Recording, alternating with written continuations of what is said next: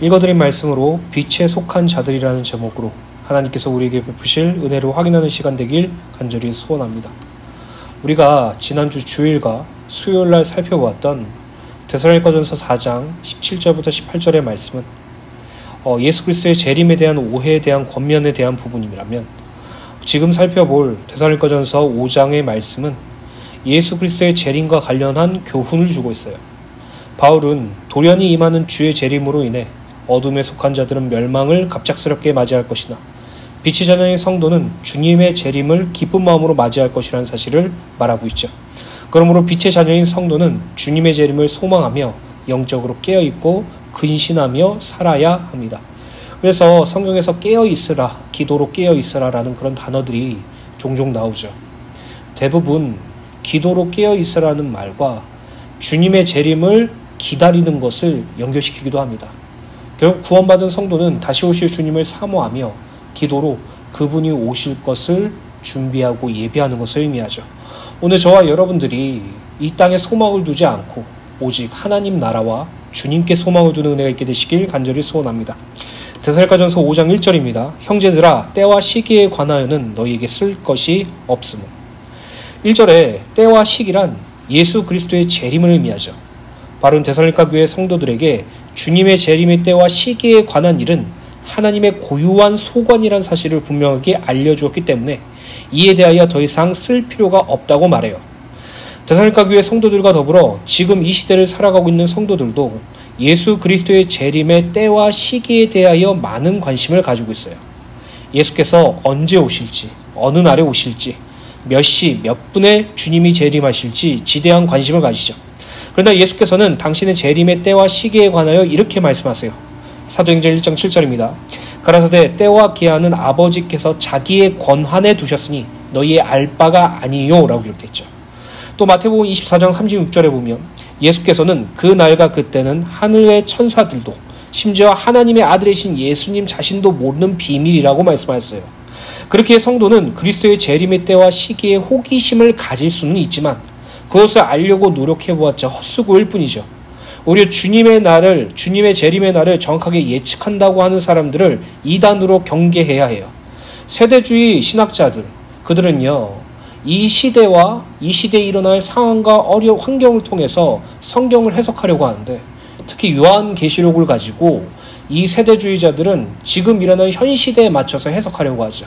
그래서 그들은 재림의 날을 유추할 수 있다고도 생각하고, 심지어 어떤 존재들은 재림의 날이 이때 될 것이다 라고 이렇게 말하는 존재들도 있어요. 그런데 성경은 분명히 말하고 있죠. 하나님 아버지의 권한이라고요. 인간이 알 수 없어요. 사람이 알 수도 없고, 뛰어난 신학자도 성령이 충만하다고 소문난 어떤 성도들의 삶도 예수님께서 다시 오실 그 날을 알 수 없다라고 말하고 있죠. 물론 이 말이 때와 시기에 대하여 무감각해도 좋다는 의미는 아니죠. 우리는 주님의 재림을 정확한 때와 시기에 대해서 알려고 해서는 안 되고 또 알 수도 없지만 그 때와 시기에 대해서 분별할 줄 알아야 돼요. 성경은 재림의 때와 시기에 있을 징조들에 대하여 여러 각도로 증거하고 있는데요.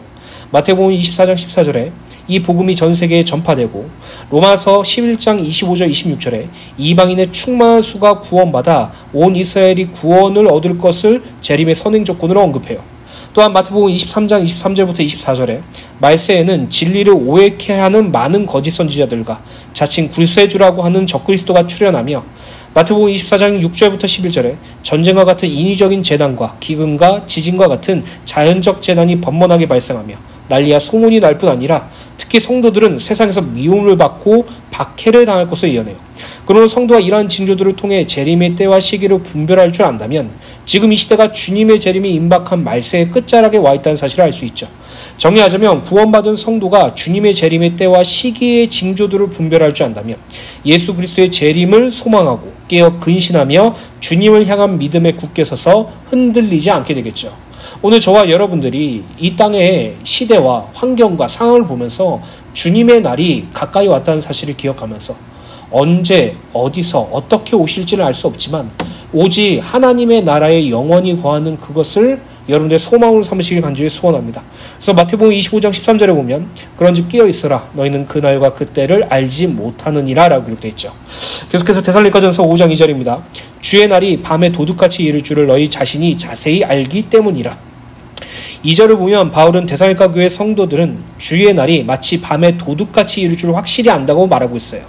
여기서 주의 날은 그리스도의 날, 여호와의 날이라는 의미로 그리스도의 재림을 통한 하나님의 구원과 심판의 날을 의미하죠. 이 날을 주를 대적하는 악인에는 심판의 날인 반면 구원받아 주를 사랑하는 의인에게는 구원의 날이 돼요.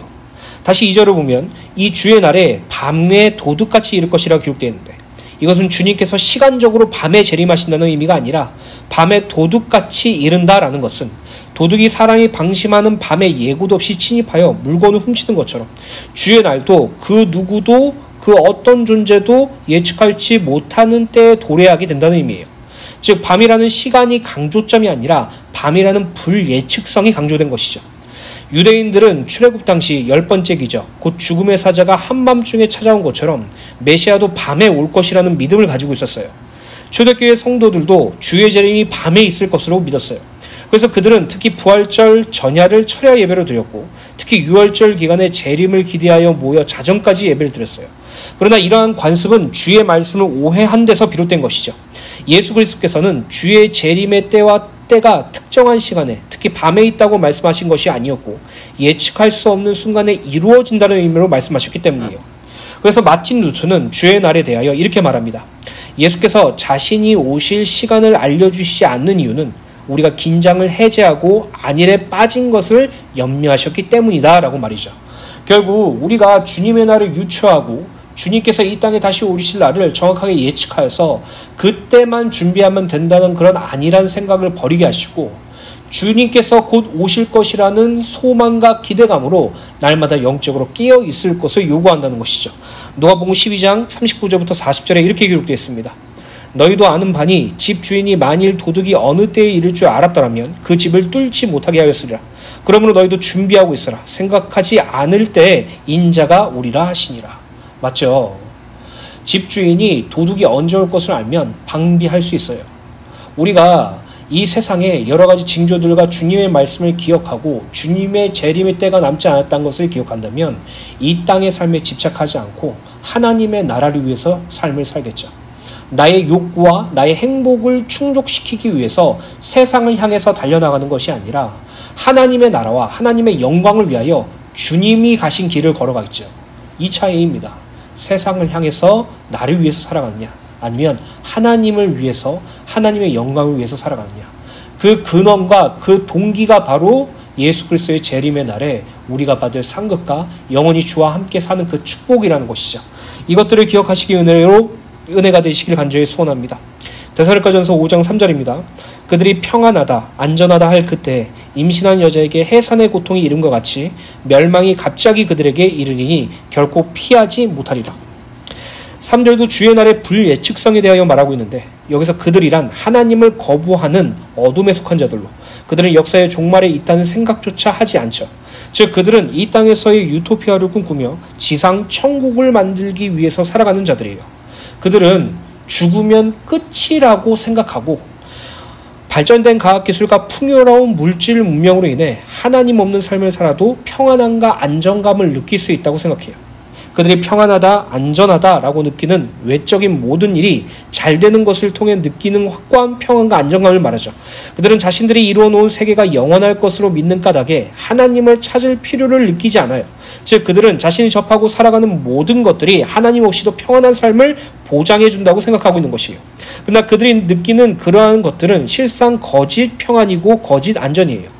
그들이 어떤 이루어놓은 것으로 인해 그들의 일상적인 욕구로 채울 수는 있겠지만 오직 하나님으로만 채울 수 있는 인생의 근본적인 욕구는 해결하지 못하죠. 이에 대하여 어거스틴이 이렇게 말합니다. 하나님이여 우리는 하나님을 위해 창조된 존재이므로 하나님 안에서 안식을 얻을 때까지는 결코 평안할 수 없습니다 라고 고백해요. 이것이 인간의 본질이거든요.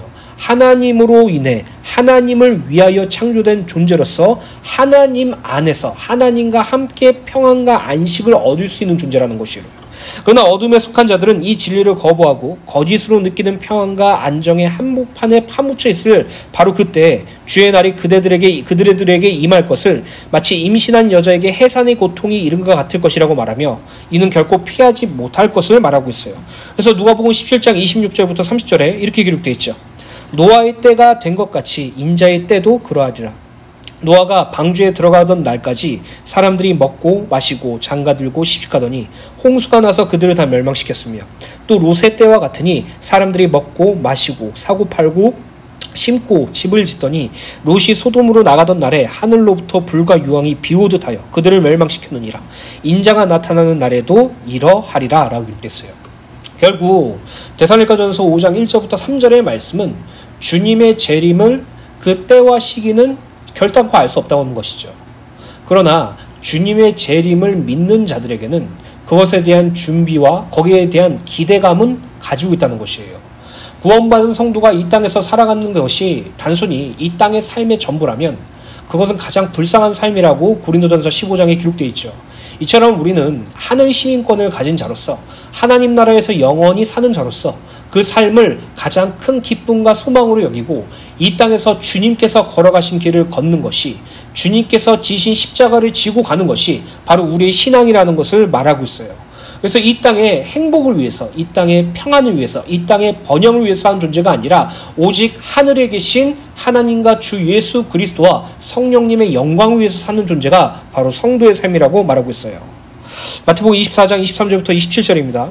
그때 사람들이 너희에게 말하되 보라 그리스도가 여기 있다 혹은 저기 있다 하여도 믿지 말라. 거짓 그리스도들과 거짓 선지자들이 일어나 큰 표적과 기사를 보여줄 수 있으면 택하신 자들도 미약하리라. 보라 내가 너희에게 미리 말하노라. 그러면 사람들이 너희에게 말하되 보라 그리스도가 광야에 있다 하여도 나가지 말고 보라 골방에 있다 하여도 믿지 말라. 번개가 동편에서 나서 서편까지 번쩍임 같이 인자의 임함도 그러하리라.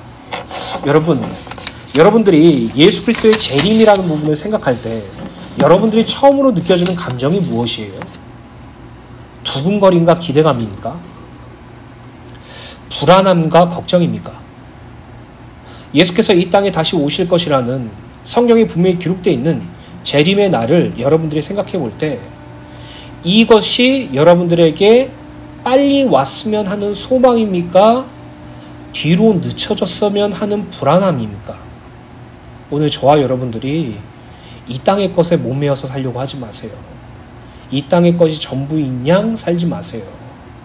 이 땅에서 수많은 일을 하고 심지어 이 땅에서 많은 주의 일을 한다고 할지라도 이 땅에서일 뿐이에요. 우리는요 하나님 나라에 갈 자들이죠. 그래서 바울은 반복적으로 위의 것을 생각하고 찾으라고 말하고 있어요. 위에 계신 그리스도를 기억하고 생각하라라고 말하고 있어요. 너희가 이 땅에서 세상의 것을 들고 자아 실현하도록 요구하지 않았고요. 너희들이 이 땅에서 여호와의 나라를 만들라고 요구하시지 않았어요. 이 땅이 아니라 위를 보라고 말했어요. 하나님을 바라보라고 말했어요. 오늘 저와 여러분들이 한번 진지하게 고민해 보셨으면 좋겠어요. 여러분들은 예수 그리스도의 재림이 불안하십니까? 기다리고 계십니까? 오늘 저와 여러분들이 온전한 성경관 속에서 주님이 다시 오실 것을 기뻐하는 삶을 살게 되시길 간절히 소원합니다. 데살로니가전서 5장 4절입니다. 형제들아 너희는 어둠에 있지 아니하매 그날이 도둑같이 너희에게 임하지 못하리리. 아까 살펴봤던 데살로니가전서 5장 1절부터 3절의 말씀은 주님의 재림이 어두움에 속한 자들, 예수를 믿지 않는 불신자들을 의미하죠. 그들에게는 불시에게 임할 것을 밝힌 데 이어 이제부터 살펴볼 데살로니가전서 5장 4절부터 6절의 말씀은 빛에 속한 자들, 빛의 자녀, 낫의 아들인 데살로니가 교회 성도들과 오늘날 예수 그리스도로 구원을 받아 하나님의 자녀가 된 성도들에게 주님의 재림이 결국 갑작스럽게 임하지 않을 것에 대해 말하죠. 그 이유는 앞서 말씀드렸듯이 성도는 재림의 때와 시기를 징조를 분별할 수 있기 때문이고 또한 예수 그리스도께서 반드시 재림주로 오신다는 사실을 믿고 있기 때문이에요. 4절에 너희는 어둠에 있지 아니하매 라는 부분을 원어로 보면 현재 시제로서 어둠에 있지 않는 상태의 지속성을 나타내죠. 이 어둠이란 하나님을 알지 못하는 상태, 하나님의 영을 받지 않는 상태, 하나님을 대적하는 상태, 드러난 진리를 배척하는 상태를 의미해요. 그러나 우리는 이 어둠에 있는 존재가 아니기에 어둠에 속한 자들처럼 주님의 재림이 도둑같이 임하는 것을 경험하는 것이 아니라 주님의 임재를 소망하며 기다리는 존재라는 사실을 밝히고 있는 것이죠. 누가복음 12장 39절 40절의 말씀처럼 집주인이 도둑 드는 시간을 알았다면 집에 도둑이 침입하지 못하게 했을 것이에요. 이처럼 빛에 속한 자들인 우리는 주님이 오실 때와 시기는 언제인지는 모르나 지금 이 시대가 주님의 오실 말세의 징조로 보이고 있다는 사실과 더불어 주님이 반드시 오실 것이라는 사실을 알고 있기 때문에 성도에게 주의 날이 도둑같이 이르는 것이 아닌 마치 신부가 신랑을 기다리는 것처럼 깨어서 준비하고 맞이할 준비를 하며 마침내 신랑 대신 그리스도가 재림하실 때 기쁨으로 주님의 칭찬과 상 주심을 고대하며 그분을 맞이할 수 있는 것이에요. 신앙에 대한 설명을 하는 유튜버와 교회에 호감은 있지만 신앙생활을 하지 않는 유튜버와의 대화를 제가 한번 들어본 적이 있어요. 그래서 이 신앙을 가지고 있고 복음을 증거를 하려고 하는 이 유튜버가 이제 마지막 때라는 부분을 말하면서 마지막 때 모든 사람들이 부활하고 하나님 앞에 심판대 앞에 설 것이고 믿는 자에게는 의와 생명의 면류관을 받을 것이고 믿지 않는 자들에게는 그의 심판을 받을 것이라고 얘기하는데 교회에 호감은 있지만 신앙생활을 하지 않고 구원받지 못한 그 유튜버가 이렇게 말해요. 너무 무섭다고. 나는 여태껏 죽으면 끝이라고 생각했다고. 근데 다시 살아나고 또 다른 삶이 이어진다는 생각을 하니 오히려 그게 나에게 두려움으로 찾아온다고 이렇게 이야기를 하더라고요. 맞죠? 예수를 믿지 않는 자들에게는 이 세상이 현실이 오늘이 가장 중요해요. 이 세상의 모든 것들이 가장 소중해요. 자기가 죽으면 끝이라고 생각해요. 그러나 구원받은 성도들은 이 세상이, 이 현실이, 오늘이 중요한 것이 아니에요. 하나님이 가장 중요하죠. 예수님이 가장 소중하죠. 성령님이 가장 나에게 중요해요. 그래서 이 세상 속에서, 이 현실 속에서, 이 오늘이라는 삶 속에서 주님이 기뻐하시는 삶을 선택하려고 노력하죠. 주님의 영광을 위해서 살기를 소원하죠. 주님을 위하여 사는 것이 나의 삶이라고 생각하죠. 왜요? 나는 이 땅의 삶이 나의 종착지가 아니라 하나님의 나라가 나의 종착지라는 것을 알고 있기 때문에 언제 주님이 오실지를 알 수 없지만 주님이 오신다고 하면서 지금 2000년이나 지났지만 반드시 주님이 오실 것이라는 것을 알기 때문에 주님께 칭찬과 영광을 받고 싶어서 주님에게 인정받고 싶어서 주님의 기쁨이 되기 위해서 이 땅에서 주를 위해서 살죠. 이것이 바로 성도의 삶이라고요. 하나님, 내가 이만큼 했어요. 내가 이 땅에서 이런 일들을 했어요. 하나님은 그걸 사실 요구하시는 것이 아니에요. 하나님이 요구하시는 것은요, 예수 그리스도의 발자취를 걷는 것이고요. 성도가 예수 그리스도의 발자취를 걷는다는 것은요, 자기를 부인하고 자기 십자가를 지고 예수를 쫓는 거예요. 나의 것을 철저하게 깨트리고 나의 자아와 나의 원함을 깨트리고 주님을 위하여 살며 예수 그리스도의 십자가와 나의 십자가를 같이 지고 걸어가는 것. 그것이 바로 성도의 삶이라는 것이에요. 그래서 예수를 제대로 믿고 싶습니까? 여러분들의 삶은 평탄하지 않을 수도 있어요. 예수를 위하여 진짜로 살고 싶습니까? 여러분들의 삶이 고난이 넘칠 수도 있어요. 근데요, 그것이 성도를 넘어뜨리지 않는 이유는 그 고난과 어려움과 괴로움 속에서 주님만 바라보기 때문이에요. 그것이 바로 예수님을 위하여 사는 삶이죠. 디모데후서 4장 8절입니다. 우리가 가장 소망하고 있는 것이죠. 이제 후로는 나를 위하여 의의 면류관이 예비되었으므로 주 곧 의로우신 재판장이 그 날에 내게 주실 것이며 내게만이 아니라 주의 나타나심을 사모하는 모든 자에게도니라. 오늘 저와 여러분들이 예수께서 우리에게 씌워주신 그 의의 면류관을 여러분들과 우리의 소망이 되기를 간절히 소원합니다. 데살로니가전서 5장 5절입니다. 너희는 다 빛의 아들이요 낯의 아들이라. 우리가 밤에나 어둠에 속하지 아니하였나니. 4절에 말씀드렸듯 성도의 우리는 그리스도의 재림의 날이 밤에 도둑같이 갑자기 엄습하지 않는 것에 대한 이유가 됨을 보여주는데 그 이유는 성도들은 모두 빛의 아들이요 낯의 아들이기 때문이에요. 여기서 빛과 낯은 동일한 개념을 전달하는 것으로 밤과 어둠의 반대 개념이죠. 첫 번째로 빛입니다.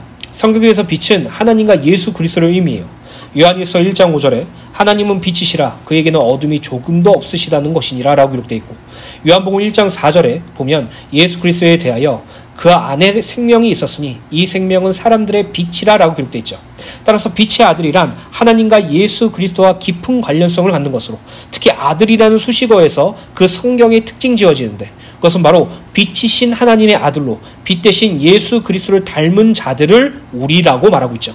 이들은 바로 하나님의 뜻대로 거룩함에 이른 성도 곧 우리를 가리켜요. 두 번째로 낯입니다. 낫이란 밤에 대조되는 개념으로 밤에 속한 자들은 영적으로 잠들어 무감각한 상태에 있는 부신자들을, 낫의 아들이란 주님의 재림을 영적으로 깨어 근심하는 삶을 살아가는 성도를 의미하죠. 우리가 밤이나 어둠에 속하지 않았다는 것은 우리가 이전에 우리가 영적으로 잠들어 무감각한 상태, 빛 대신 하나님과 단절된 상태, 빛 대신 예수 그리스도와 소외된 상태, 하나님을 알지 못하고 하나님 없는 상태에 있을 그 밤과 어둠에 속해 있을 때, 빛 대신 하나님께서 태초에 천지를 창조하실 때 어둠 속에서 빛이라고 말씀하신 그 하나님께서 우리 마음속에 그 빛을 비추셔서 그리스도의 얼굴에 나타난 하나님의 영광을 깨닫게 하심으로 빛의 자녀 낫의 아들이 되게 하셨어요. 결국 구원받은 성도들은 자신의 받은 구원이 자신의 행위와 공로가 아니라는 사실을 분명히 알고 있죠. 하나님의 은혜라고요. 하나님께서 나에게 빛을 비춰주셔서 하나님의 영광을 아는 지식을 깨닫게 해주셔서 우리를 구원하셨기 때문에 우리는 하나님께 감사할 수밖에 없다라고 말하고 있죠. 그러므로 우리에겐 더 이상 밤과 어둠이 적용될 수 없습니다. 요한복음 12장 44절부터 46절입니다. 예수께서 외쳐 이르시되 나를 믿는 자는 나를 믿는 것이 아니요 나를 보내신 이를 믿는 것이며 나를 보는 자는 나를 보내신 이를 보는 것이라. 나는 빛으로 세상에 왔나니 무릇 나를 믿는 자로 어둠에 거하지 않게 하려 함이라. 우리는 이전에 밤과 어둠의 자식들이었어요. 하나님을 대적하던 자들이었고 하나님과 단절된 자들이었고 세상에 육체에 원하는 것을 하는 진노의 자녀였죠. 그러나 하나님께서는 그리스도 예수의 얼굴에 있는 빛을 우리에게 비추셨어요. 그리고 우리의 안에 있는 어둠을 다 소멸시키셨어요. 그리고 우리를 빛의 자녀로, 빛의 아들로, 낫의 아들로 세우셨죠. 그로 말미암아 우리는요, 이 땅에서 온전히 주와 함께 살며 주님을 위해서 사는 존재로 바뀌어졌다는 사실을 말하고 있어요. 결국 성도의 구원은요, 우리가 한 게 아니라, 성도가 한 게 아니라 하나님이 하셨다는 것을 말하고 있고, 그 성도가 이 땅에 살아가면서 주님의 재림을 기대하고 소원하며 주님과 영원히 함께 사는 것이 정상이라고 말하고 있는 것이에요. 오늘 저와 여러분들의 삶이 날마다 여기에 초점이 맞게 되길 간절히 소원합니다. 데살로니가전서 5장 6절입니다.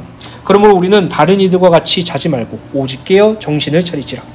바울은 4절부터 5절의 말씀을 통해서 빛에 속한 성도들은 예수 그리스도의 재림이 밤에 도둑같이 이르지 않는다는 사실을 밝힌 데 이어서 6절에는 빛에 속한 성도들은 적극적으로 깨어있고 정신을 차려야 된다고 권면해요.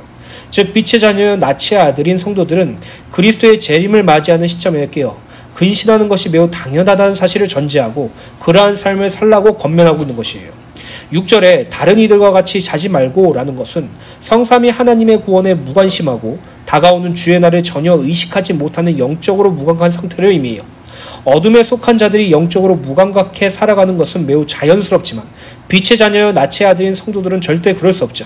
여기서 깨어있으라라는 것은 잠을 잔다는 것의 반대말로 흔히 성을 지키는 파수꾼을 가리켜요. 파수꾼은 자신의 지키는 성에 어떠한 괴한이 침입하지는 않는지 또 야심한 밤에 적이 침입하지는 않는지 늘 주의를 하여 살펴야 하기 때문에 무장을 한 채 맑은 정신으로 깨어 있어야 돼요. 마찬가지로 주의 재림을 고대하는 성도들은 역시 언제 주의 재림이 임하는지 혹은 이 세상을 살아갈 때 사탄의 유혹과 재해의 공격을 받을지는 않을지 늘 경계하며 주의를 가해야 된다는 것이죠. 이러한 자세를 영적인 경각심이라고 합니다. 또한 정신을 차리지라라는 것은 근신을 가리키며 술에 취하지 않는 완전히 맑은 정신 상태라는 의미를 함축하고 있어요.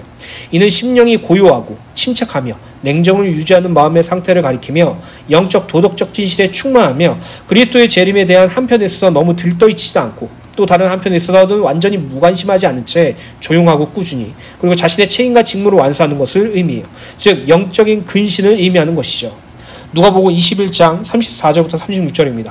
너희는 스스로 조심하라. 그렇지 않으면 방탕함과 술 취함과 생활의 염려로 마음이 둔하여지고 뜻밖의 그날이 덕과 같이 너에게 임하리라.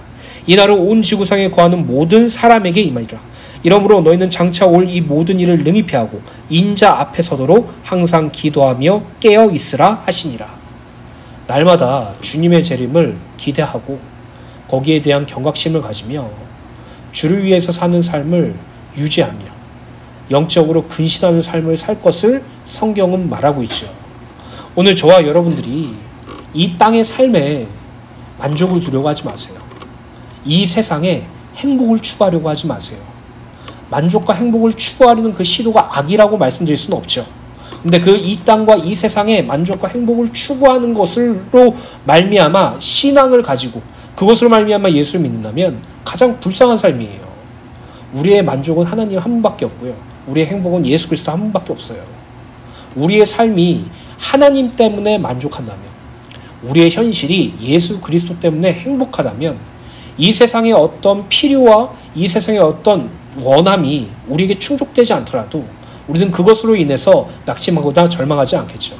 그러나 우리는 이 땅의 것을 채우는 것으로, 먹고 마시고 사고 팔고 시집가고 장가가는 것으로 나의 행복과 만족을 누리려고 하고 그것을 시도하고 있기 때문에 우리는 삶 속에서 일어나는 여러 가지 문제와 어려움을 이해하지 못하고 고단해하며 하나님을 원망하는 것이에요. 오늘 저와 여러분들이 어느 자리에 있는지 확인해 보세요.